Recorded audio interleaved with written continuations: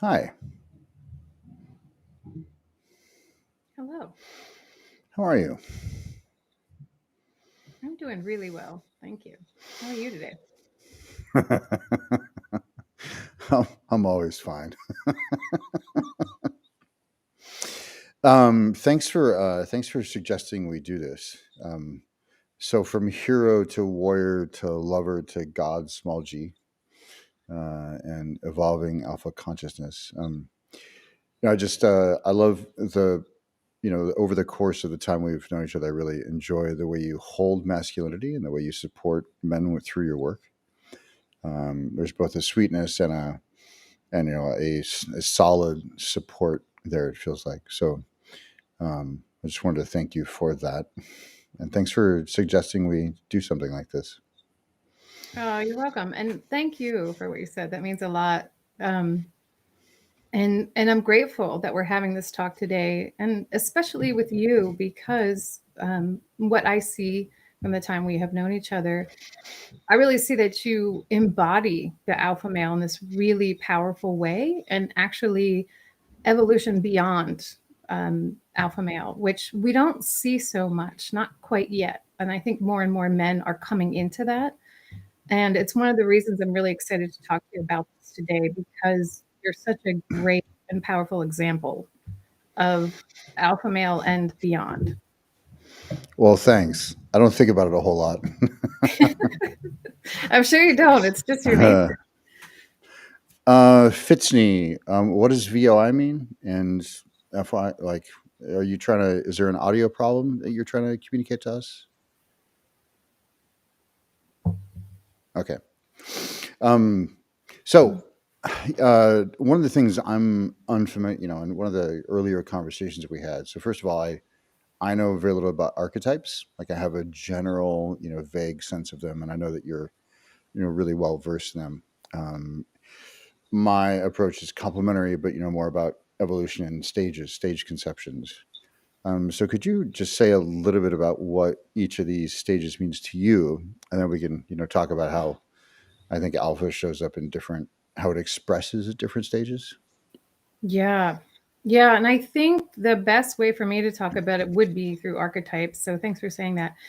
Yeah. The When we're looking at young men and especially teenagers, the energy there is called hero. And this is an energy that it propels him to go out into the world and try to understand who is he, what is he good at, and why is he important and special. Um, so this is an energy that will have young men go and conquer things, do things, check things out, try to do this, try to do that, and see where his skills lie. And it's really important during that time that he gets a lot of accolades for that from the people around him, validation, because he's looking for that. He needs to hear and understand why is he important. And then there's this initiation that at some point comes along, and normally it's about in the like late 20s, early 30s, and that's when hero moves into warrior. And this is where he dies into himself or unto himself, in the sense that he no longer goes out there and conquers things for his own self-worth. Now he's doing it for a greater purpose. He's doing it for something beyond his own self. And I think this is where warrior and alpha match up quite a bit. And maybe not exactly, but I think quite a bit. And this is that it's a stage of maturation within masculinity that um, it actually has to happen in order to see a man be able to function and operate in this world beyond doing it only for himself. I think that this is the part that it really matches up with alpha, is that alpha is it naturally carries a leadership role. And our true and powerful alphas are leading without needing to do that for his own self, without his own accolades, without needing that validation from outside of himself. Sure. Yeah. Good. Yeah. Yeah. I remember. I sort of. I think I told you this initially. Or maybe I commented on one of your posts. I sort of gave up on trying to talk about. I think there's stages of alpha, or it expresses at different stages of ego development, I should say. And I think just like people want to do this binary, like toxic masculinity or not. I think if we even get out of that, it's really about development, evolution, and these stage conceptions. And I think the alpha that gets all the attention because it's the loudest is that pre-rational. There's pre-rational, rational, and trans-rational. And so pre-rational is like possessive, controlling, domineering, which a lot of people would just label as toxic. I prefer to say it's pre-rational. It's underdeveloped. It's certainly not healthy. But if we just use observation language rather than evaluative language, it's helpful to progress so they don't have to contract. And then rational alpha is more like competitive. Like this is instead of kind of control or dominate people, maybe he's competing with a guy on a sales team, or maybe competing for the girl, but it's against the other guy, and it's not a controlling thing, or a high achiever, maybe an athlete. I mean, there's famous stories about how many, like I think Charles Barkley and Michael Jordan. Michael Jordan initiated it, but Charles Barkley is always up for a good gamble, apparently. $100,000 on one hole of golf. Crap. And Michael Jordan will win that hole if there's money on it, and it takes them that much to get their pulse up because they're partly because of the amount of wealth they have, but also like they're just competitive guys. They're like, hey, if we're not going to put money on this, I don't, the competitive juices are such that they require that. But there's still an us versus them. There's still like a winner and a loser. And then trans-rational, really, there's no competitive nature. It's really about purpose. There's a openness, there's a spaciousness, and there's no competition among guys like it's almost foreign to them. They're really beyond that. And I think that might be what you're talking about when you talk about the what is it, lawyer to hero. Well, anyway, the third one you mentioned, I think we're mapping across there. Hmm. Because it's certainly not about accolades. In fact, it's sort of distracting for a guy at that stage. It's like, yeah, it's not. No matter how much praise they want to, it's distracting. It's even uncomfortable. Um, that, and then beyond that, really, is and by the way, these aren't. I like to stress it's not transcendent, deny or suppress, or it's transcendent include. So there are positive qualities, and you could call upon that. Like there might be a time when you have to be protective and drop down into more Hmm. of a more of a warrior core, or you might have to do that to protect or something, depending on the situation. And sometimes people just regress because of the pressures. I mean, there's we've seen in the last 2 years, people have I'm convinced. I mean, it'll be a decade before there's actual data out about this, but I'm convinced that under the pressures of the last 2 years, some people have regressed, contracted, and more pathology has arisen. That's my sense, but so everybody's capable of regressing under certain pressure, but the idea is that there's sort of a probability of where you'll come from, but you just get access to the whole spiral, if you will. And I would add to that and say that I think there's value in the regression to some degree, because going back to where you came from, there is information that, because you have already traversed territory to beyond that, now you can actually learn something about being in that space. And this is how, right, some of that compassion comes in when you, as you're describing, like you do so well, this like these aren't you're not describing these layers with a judgment. You're describing it with a just understanding that it's an immature energy that this person is working from, or consciousness that this person is working from. Yeah, and maybe I shouldn't even use the word regression really, but I agree with you. But there is a maybe a falling back to Hmm. or a retreat, which I think is really what's it's like, well, what's familiar, Yeah, um, and there's like navigating your current stage, and then there's translating to a higher or deeper. By the way, you can, instead of using higher or lower, you can use deeper or more surface level. Same metaphor, it's just a different metaphor pointing to the same thing. absolutely. So talk about, like, this is really a thing that you've been focusing on, this, like the need for, alpha. And I'm assuming you mean, like that stage three, Hmm. regardless of whether it's the archetype or the stage conceptions I laid out, but they're very similar. Could you talk about, as a woman, what you see as the need for it in our society and in life in general? Yeah. Gosh, it's almost painfully pervasive, this need for our men stepping up into this frequency, the way exactly what you're describing. And I'd add, archetypally speaking now, okay, so we just discussed warrior, and we just discussed the way that that intersects with alpha.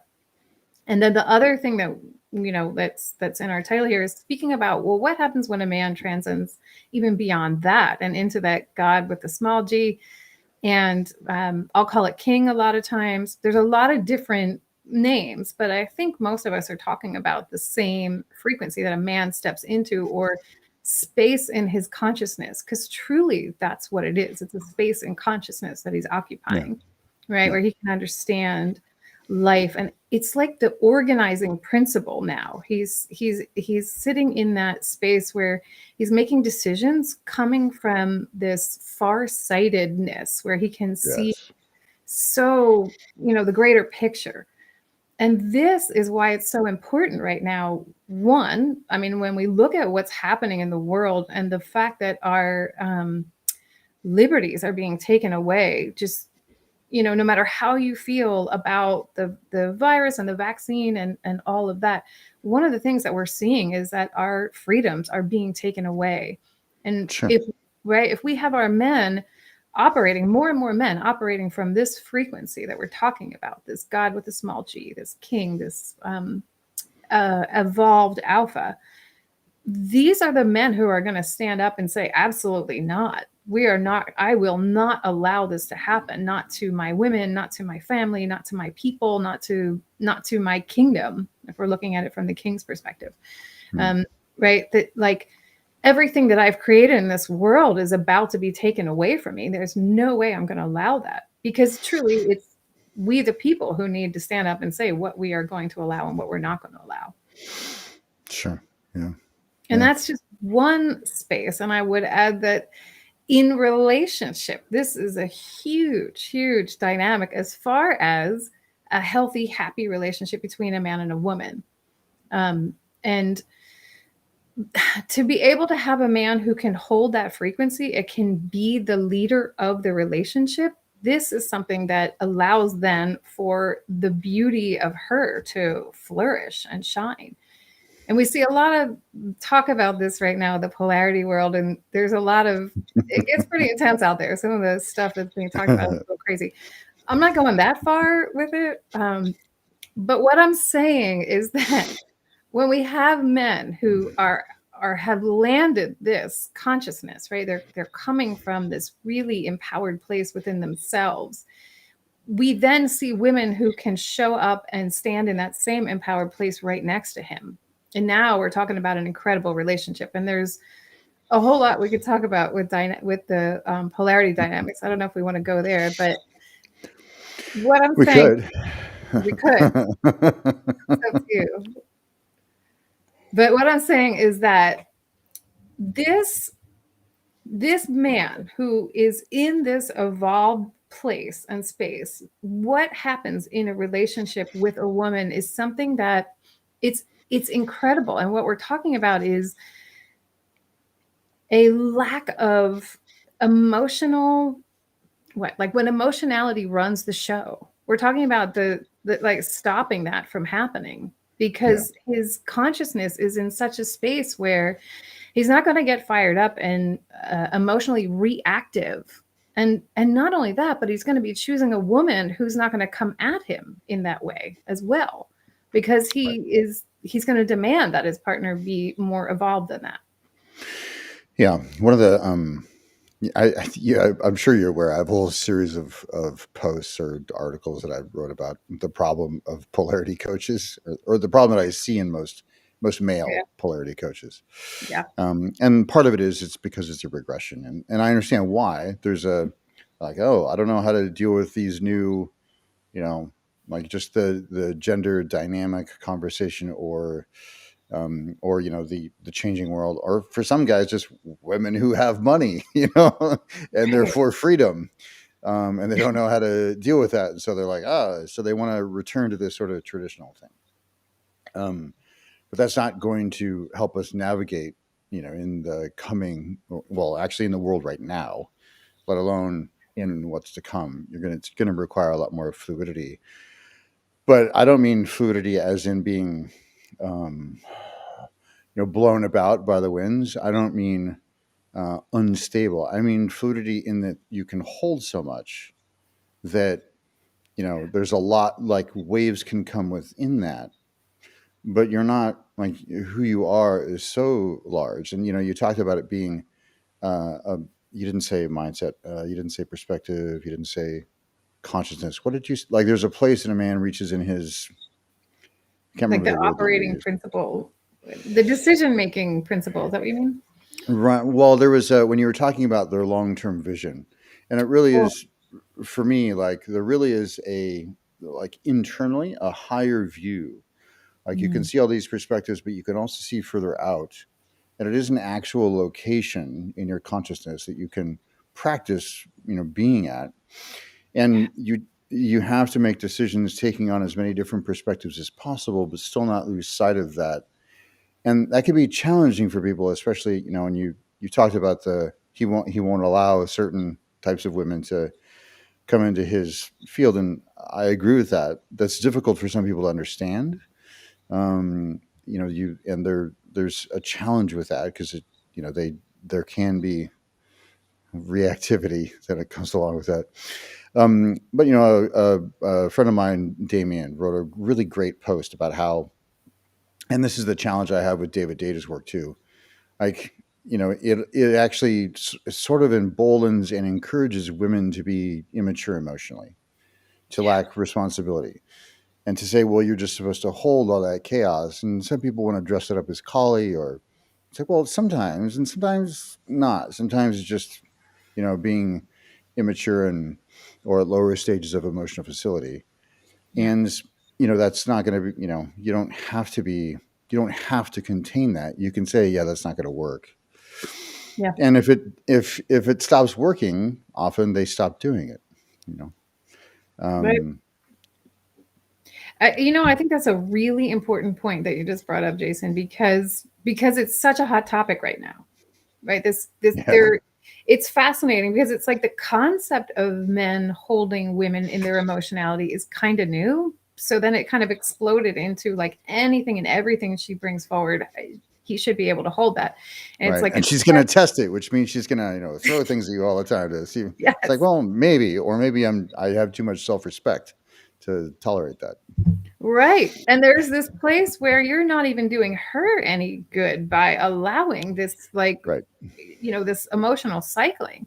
And it's a really dicey subject because so many are healing right now. And it's if you're anywhere in the middle in that healing process, this may sound like it's some rejection of a woman's true Right. emotionality. But the problem with that is that sure, women are more emotional by nature, but that doesn't mean it's a free for all when it comes to the expression of emotionality, and that we are seeing maturity in women when she is.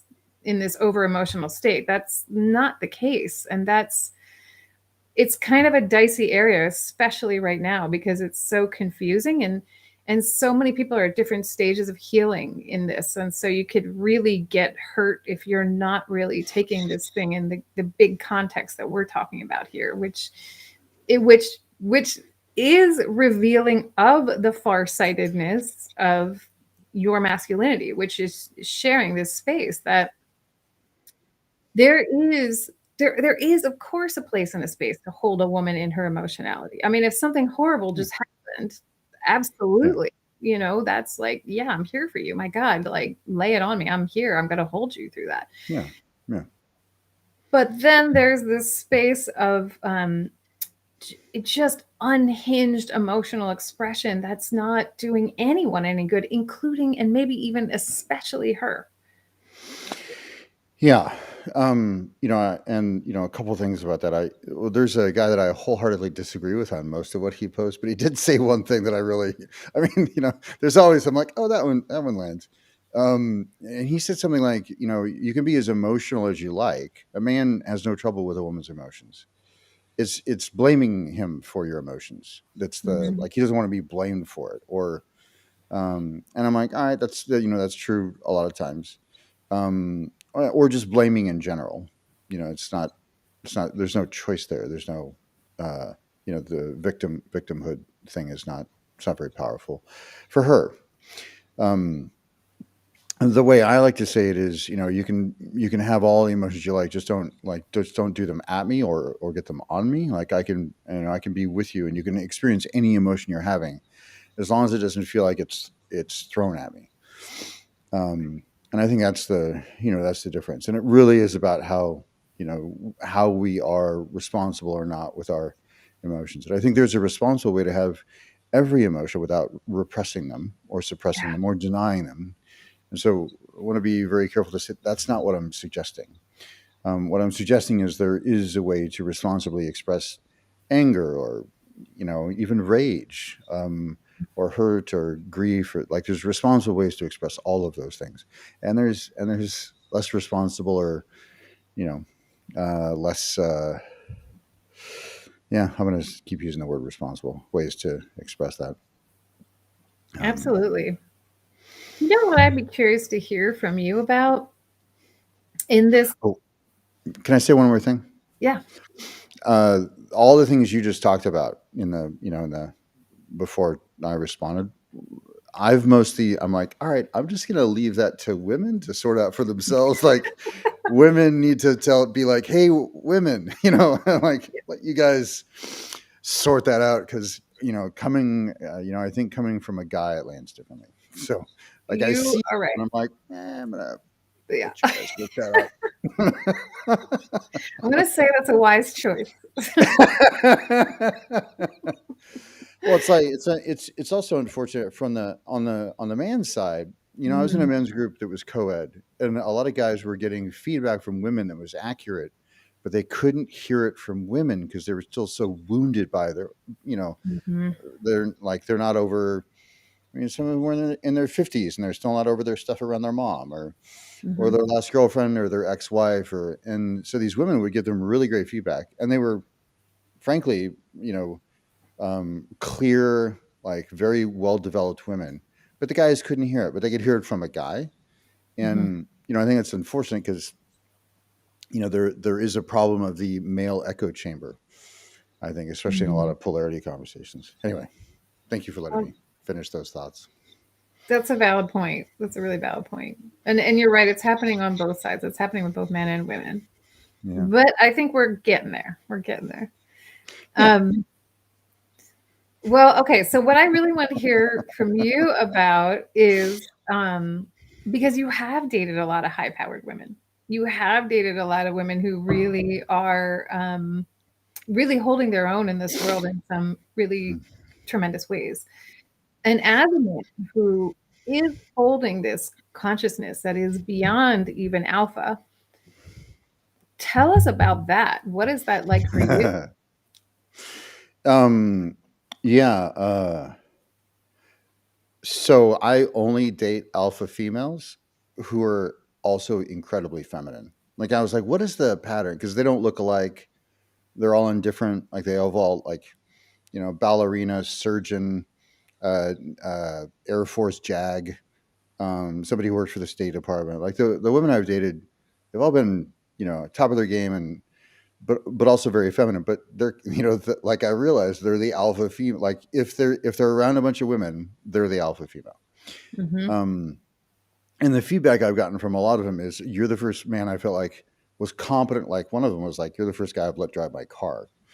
Wow. Like because there's a bunch of fuzzy headed men. Like it's about competence. Mm-hmm. Which gets to that like that feeling of being God. For me, that's about like feeling that you're competent no matter what happens. That you can navigate it, you can handle it in any context of your life. To me, that's where that feel. I just gave myself chills. Like that feeling is where you're like, yeah. Yeah. You don't live there, and it's not a. I know it's easily misinterpreted as some sort of narcissistic thing, but it Mm-hmm. really is a feeling like feeling like you're master of your own domain, no matter what occurs. Um, but by that same nature, purpose for me has to flow through you, and so I've always been about living some purpose larger than myself. That is what the feedback I've gotten from these women is consistently like you're the first. Like they want to surrender just automatically. It's not like there's no struggle except for once, but she like there was an intimacy thing going on there for her, which didn't realize was unhealed, and so the that I didn't know what was going on, so I didn't realize the patterns for a while, but it's because I'm not trying to do that. I'm just like it's spirit flowing through me with purpose, and the reason that the course I'm leading for men in a month is it starts with purpose and polarity, but it's like if you're not living something larger than yourself and having God or spirit or the universe flow through you while you're doing that, like the thing that you're living for, then surrender becomes dominance and submission, which isn't sustainable. There's nothing wrong with it if it's a scene or you know playful sex thing or obviously there's nothing wrong with that, but it's unsustainable in terms of relationship dynamics, and it spirals into unhealthy very quickly. So I mean, I just don't. I want a woman with high self-esteem. I want a woman who knows her self-worth. I want a woman who can communicate her boundaries and her needs. And I think I've always thought that a lot of the polarity conversations and the conversations around masculine and feminine don't give women enough credit. Mm. Don't treat them like adults, frankly, sometimes, and has a tendency, like back to your point, of actually. One woman told me she thought that David Data's work turned women into infants. She's like, yeah, I can't stand his work anymore. It infantilizes I know I whatever have that trouble with word that is. word too. Yeah. Um, so she got out of the. She used to lead courses on relationships. She got out of it entirely. She's like, I'm just tired of dealing with all of it. Yeah. So there's and to be fair to, I don't want to disparage David Data's work. The problem is his work is a stage 3 game. Hmm. They're like stage 3 structures, stage 3 perspectives, but people at lower or more surface levels of development interact with that work and then they apply it at their own stage of development. And so, because very little of the world is at the stage 3, it ends up. So that's not the fault of the work. It's kind of like somebody using holy scripture to blow up a building because it's like, well, that's not, that's not, it's not an accurate application of. That's not what Christ meant, or what whoever. Um, it's a very similar thing. It's being applied through their lens. So I just think I've seen it misused so often, and runs into all the pitfalls that you've mentioned. Well, I love what you said about purpose. And I like the way I see it is that purpose is basically it's like the heart of masculinity because if that is not there, then Yeah, all the other pieces cannot and will not fall into place in his life. yeah. That's it. I mean, that's like it's the driver. It's really the driver. And it's really interesting because it kind of goes into lover, the archetype of lover, this sense of where is his purpose? Because it's like the lover is the one that holds the fire in the belly. It holds that, like, that's where the passion and the yes, I'm gonna go out and like I'm inspired to go do this. And that fire then can propel forward the warrior a lot of times, or the magician. The magician is kind of, it's like the brainy part. That's like the where he's thinking. That's his mental conceptual realm. The magician is in charge of that. And then to describe this even further, than the king, or the god with a small g, this is the place in consciousness now where this man is capable of calling on any of those archetypes at will. Like what you described, he may be functioning in his god with a small g, um, and then, like you said, oh, I need to get into protective mode, and then warrior shows up and he's Right. using some kind of like physical energy to take care of something. Right. um, and that's not immature. That's actually very mature, because that's what's called for in the moment. Because I've had some flack on some of my posts when I talk about the aggression that men are gifted with. This, it's an actual gift when we define aggression as a neutral energy, not like no association of negativity to that. It's just like an alert, ready energy, paying attention and ready for whatever it is that comes.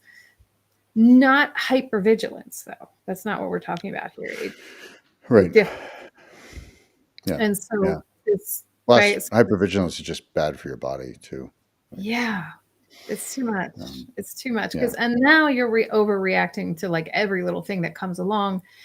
And you've lost that piece that we were talking about that's so important, which is the farsightedness, the capacity to see the bigger picture, the capacity to hold all of these different perspectives and make a decision based on all of that information.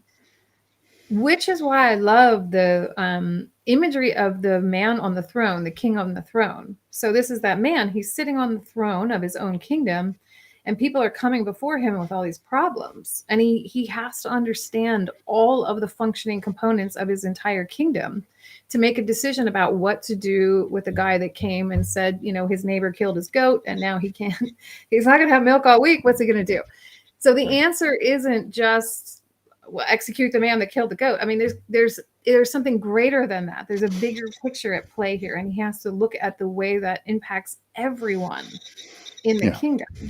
The Yeah. kingdom being everyone who's in his sphere that he feels is part of his world. Yeah. Yeah. In earlier in the, I watch a lot of professional football at a highly geek level. Like it's, I don't, I mean, I have a favorite team, but I'm looking at it. For me, it's the mental, I'll say schematics of it, the strategy, but this year, John Gruden, who was, a telecaster, and he was the head coach for the Raiders, resigned because a bunch of emails came out where he was misogynistic and racist, and they were emails when he was working for ESPN. It was before his position became untenable in any locker room. The racism, and just somebody that shouldn't be involved in any, you know, in any professional organization. Um, and I lost my train of. Oh wait, got it back. One of the things that really impressed me was somebody else said, actually, it's not about John or about what he said, but like his whole coaching staff is impacted. There's a bunch of families that were impacted because of his behavior. Like Yeah. who like so like each assistant coach has a couple of kids, a wife. You know, maybe as people in college, they might have to move now. They might have to move cities. They might have to. And so there was only a couple of people who, like, some people were like, this is crazy. This guy, that guy, and how could he? And he's, but there's some other people who had a longer view who were like, yeah, and think of all the people that were impacted, because that guy's gone now. But what about the families that his behavior impacted, and sort Right. of that rippling out? And to me, that was, and it was another head coach who said it, and I was like, wow, that's a guy who really cares, and he's doing what you just suggested, which is, it it wasn't even a situation he was involved in, but he had the vision to survey all, the impact of it. Um, anyway, Right. That's a great example of what we're talking about here, in that this man that we're talking about, who has evolved beyond yeah, just holding alpha, he's evolved beyond that. He's looking at things in that way. I mean, he's looking at the greater picture in all ways. It's like being able to hold the picture and turn it this way and that, and look at all the ways that it impacts everyone and everything. And you've got to be evolved in order to do that. You've got to have grown yourself beyond your wounding, beyond your culture, beyond your tradition, beyond what you've yeah, been told, to come to this yeah, place. yeah. And a lot of people think it's a play, like it's a certain place of power, or it's really not. It's a place of freedom, really. Yeah. It's a place of emotional freedom. It's a place of incredible choice. And when I say choice, I do mean that full spiral. Like, you brought up aggression, and I know this isn't what you were talking about, but I think I've stopped 2 fights, like somebody just coming at me randomly, whether they were crazy or they had a issue, or just by the way I looked at them, Yeah. like it stopped them in their tracks. Like Mm-hmm. a unflinching, like just a Mm-hmm. go ahead, and they were like, no, no, no, no, it's cool, man, it's cool, man. Okay, you know, um, just stopped them dead in their tracks. So that, like, aggression can be met with like a different kind of aggression. Mm-hmm. Yeah. But it was the calmness. I wasn't reacting. I was definitely prepared, and my gaze was unwavering, and I picked one eye, and that's really, like, I didn't take any sort of aggressive stance or change. Like, I didn't change the way I was standing. I just changed the way I was looking and where I was looking, and that stopped it. So there's a certain level of confidence that comes with that. Like, it wasn't just a bluff. But also, I don't know how to fight. I mean, I was a martial artist when I was a child, but I never learned how to fight any other way. And it was hung guard, tiger, crane. Which, if you Okay. don't practice that, I mean, it's like hidden dragon, crouching tiger kind of stuff. But I Yeah. haven't practiced it for 25 years or 30 years. I would hurt myself probably. But the mindset is still there. The awareness is still there, but also just that I'd be able to navigate it is still there. Well, and I think that that's a really powerful point to talk about too, when we're talking about this man and what does he look like and what are his attributes. And that's that power of penetration. And we're not even talking about sexuality here. We're No, talking about, like, energetically, literally penetrating a situation, and that's what happened. And that man felt really intimidated by that. yeah, yeah. But if we did want to talk about sex, there We there were. is a kind of penetrating awareness, and focus, or a quality of attention that Mm-hmm. can have a woman flush and Mm-hmm. moisten. And I think they're not so dissimilar. Just the energy behind them is different. Right. Right. That is the truth. Um, That is the truth, right? And that's, like, secretly, or maybe not so secretly, what all women are looking for, is like this, right? To be penetrated, um, even before he touches you, to right. be able to feel the capacity of this man to penetrate within your own being, to feel him from the inside before you're even touching one another. Um, And if they feel a reverence and a knowledge of competence through his gaze, like an appreciation for her femininity, but also that, like, I know what to do with your body kind of thing, but being met with an open heart as well. It's very intoxicating, Very or so I've intoxicating. or so I've read. I read that in a book somewhere. Yes, heard it on the street. Right? No, it's absolutely the truth. It's absolutely the truth. And I think we kind of all know that. But it's not always talked about. But it's the truth of the matter. And that gets into this piece about, relationships, and why is it that we love this man so much, even though he seems to be kind of a mystery, like, because we don't have so many men who are embodying this level of Yeah. both, consciousness growth. But that the speaking of sexuality, right? Like now we're talking about two people who can actually generate an incredible energy with one another in the sexual realm that goes beyond just the bedroom. Like now we're talking about that motivating your life, getting behind your even more fuel for that purpose and mission, and more Yeah. fuel for what it is that's happening during your day. Yeah. And, the right woman can inspire a man to, move mountains.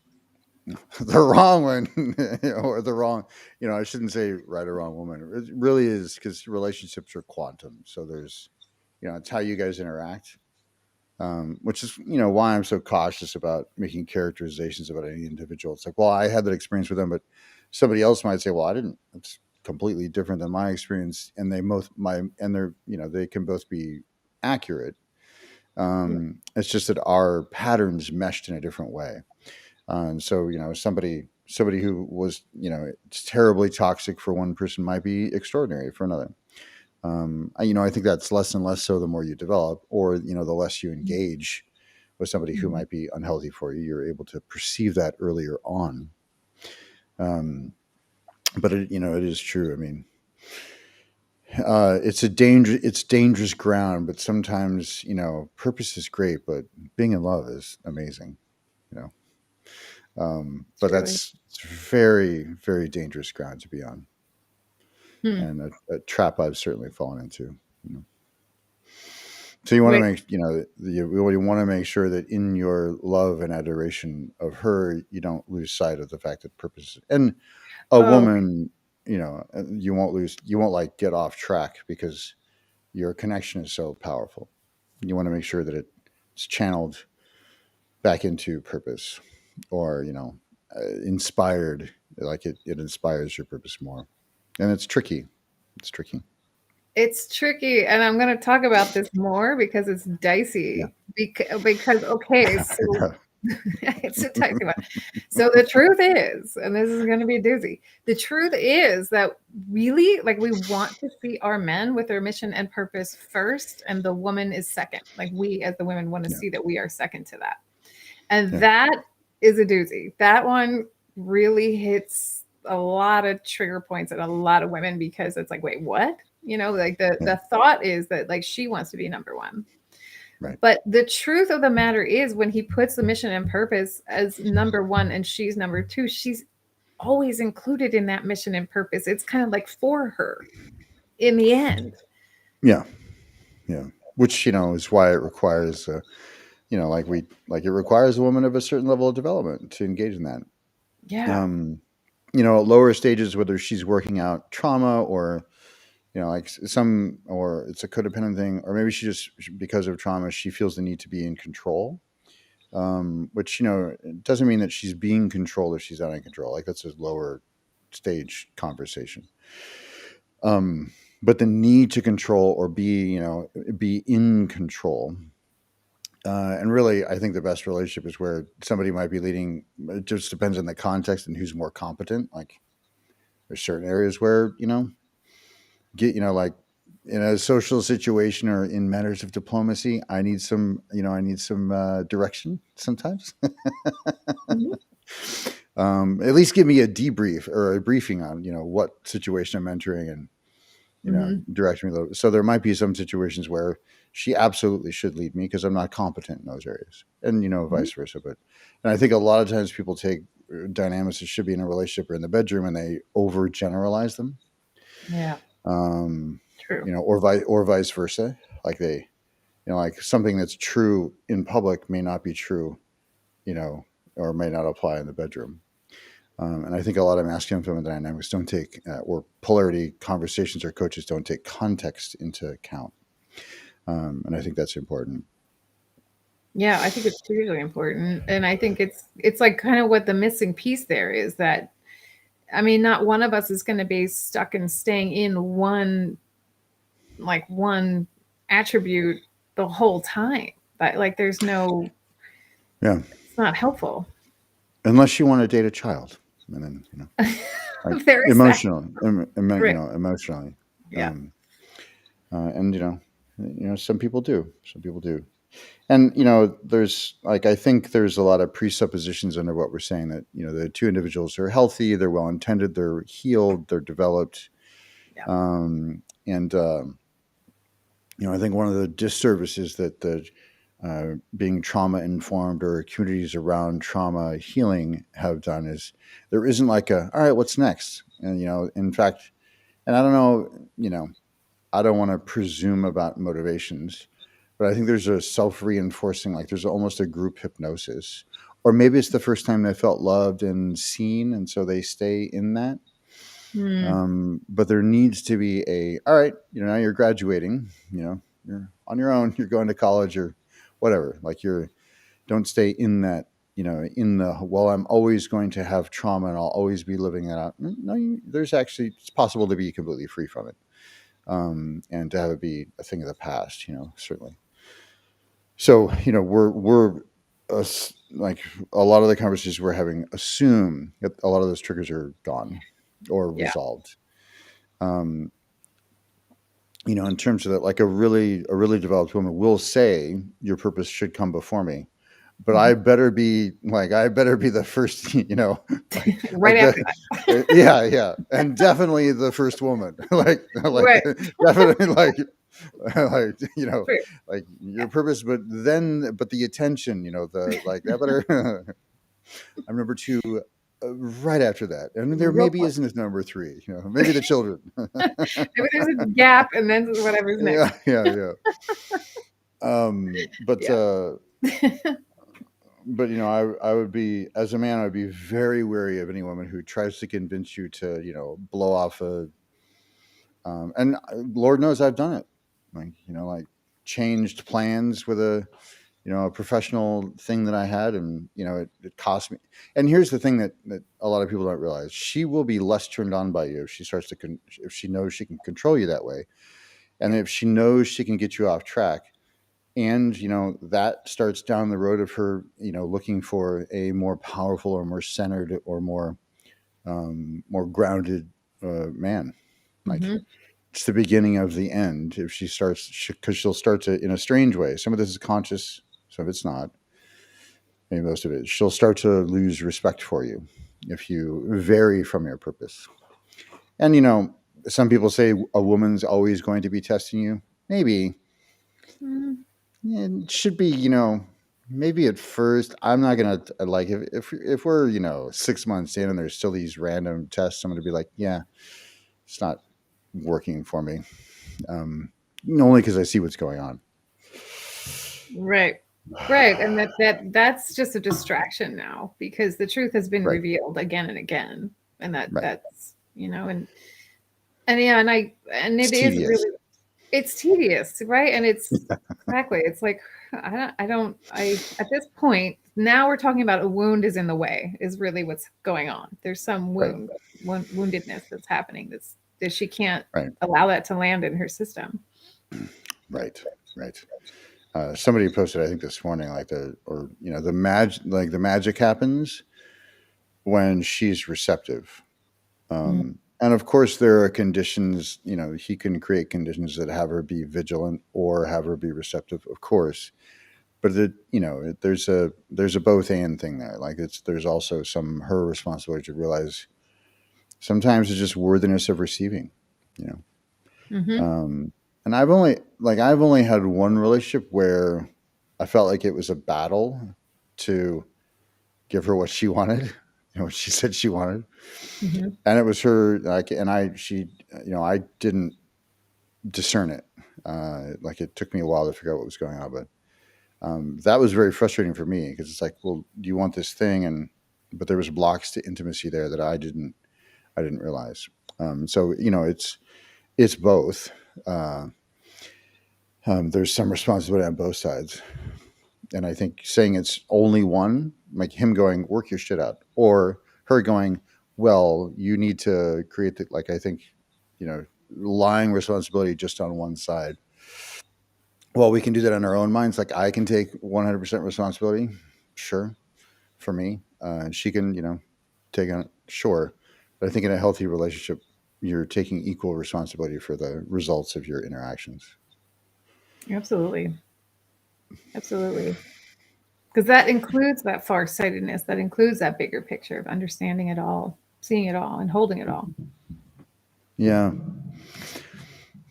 I didn't always think that way. By the way, I used to think, just 100% responsibility. There's no, like play your own game. But if you're not both doing that, it can be very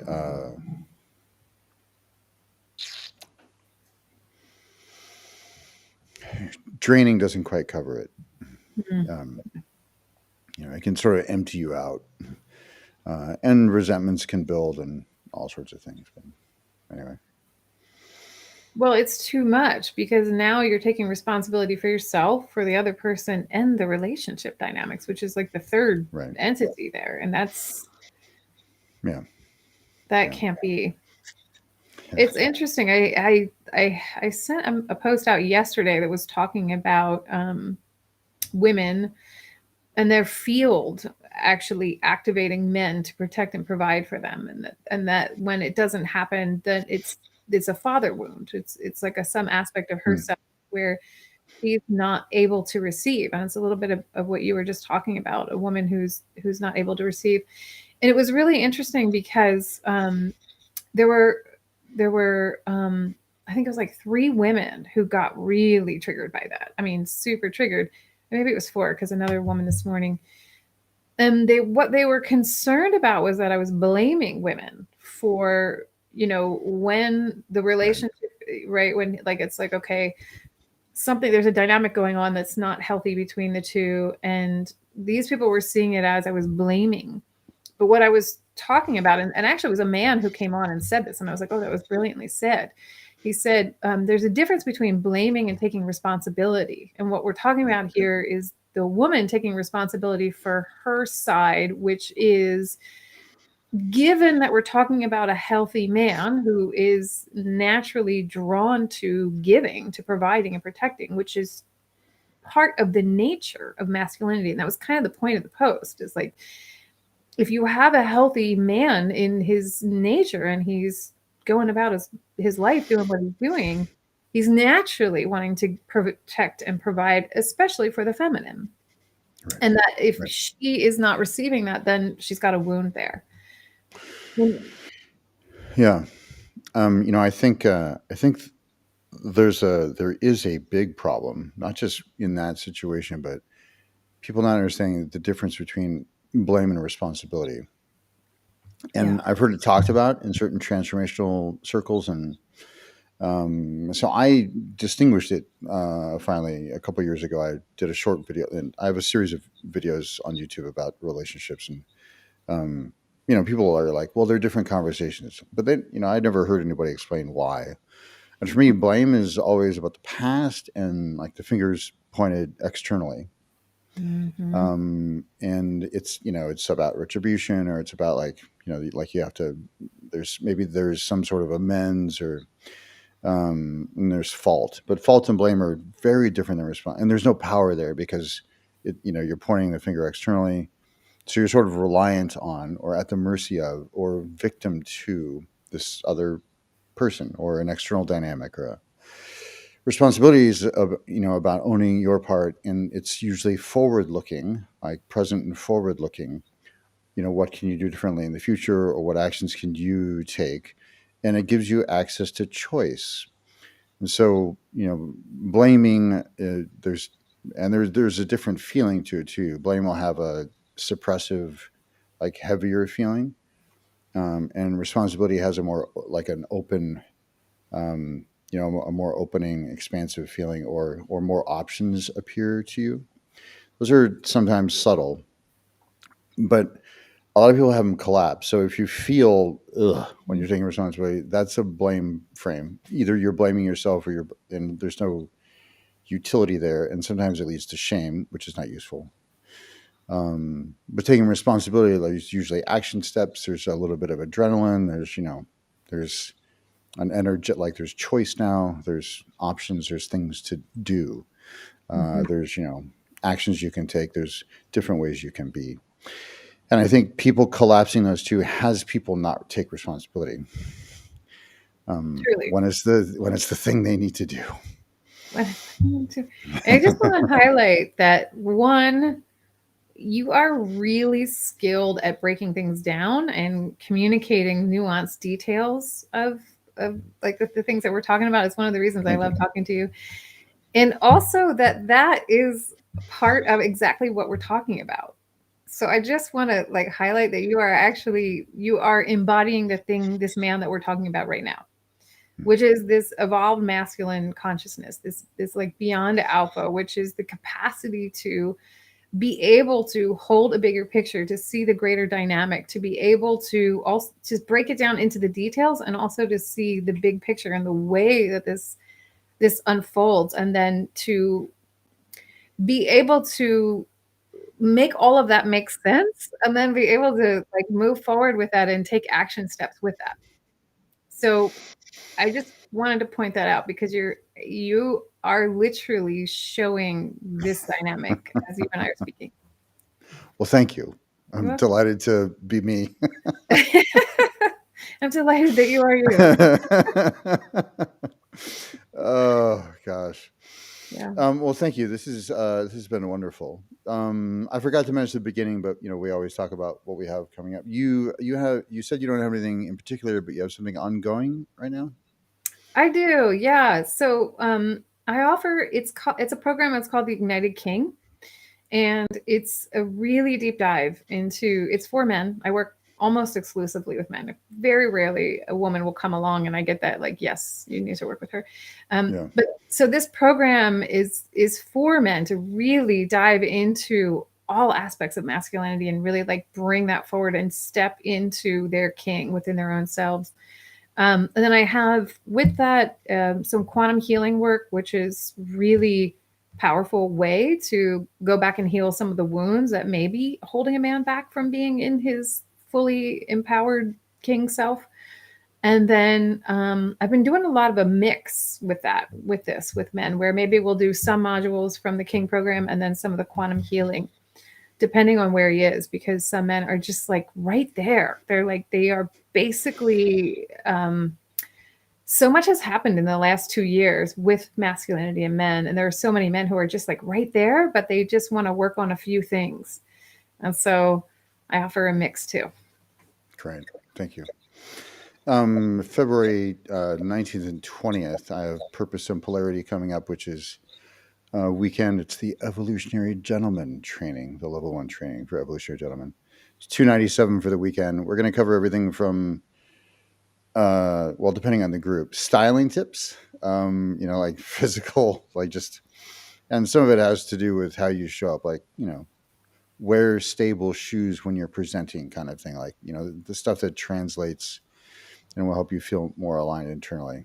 Some of it's just, aesthetics, purpose, subtlety of touch. We'll cover some dating stuff. We'll cover some sex stuff. It'll be a very full, dense weekend coming up in February. So 19th and 20th, the weekend after Valentine's Day. But it all starts with purpose, and also healing your wounds around the feminine, whether that's you're still resentful about your ex-wife, or you have a fractured relationship with your mother, or whatever, like healing grief, resentment, wounds, and then distinguishing purpose, and then some of the other stuff. But we'll start deeper first. And for me, purpose really is critical to polarity, as we've discussed. Mm-hmm. So if you're curious about that, feel free to message me. Men only, but if you're a woman who knows a guy, one of the things I found is really frustrating is the stuff I post about, the evolutionary gentleman. Women love it. Guys, not so much. And the thing that confuses me most is like, why would you want to? It's like the guy asked for feedback about his Tinder profile in a group from men, and I was like, you should ask women. I mean, Mhm. unless you're trying to hook up with men. But like, which is fine if you want to do Yeah, that. Then yes, get advice from men yeah. who like men who want to.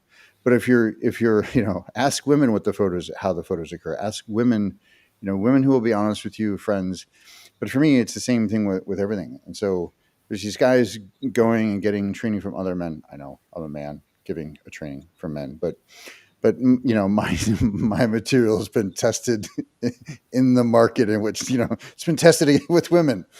um so that's really that's one of the differences I see there. And so the echo chamber of the male, or as a Philip Lewis recently, you mean the ego chamber? But the echo chamber of a lot of male groups, which is just you're going to have to get over your stuff about women, let go of the resentments and the wounds, find your purpose, and then the rest follows. Well said. Thank you as always. It's always a delight to talk to you or with you. Thank you, Jason. Really enjoyed this. Be sweet to yourself. And thanks everybody for joining us. Thank you.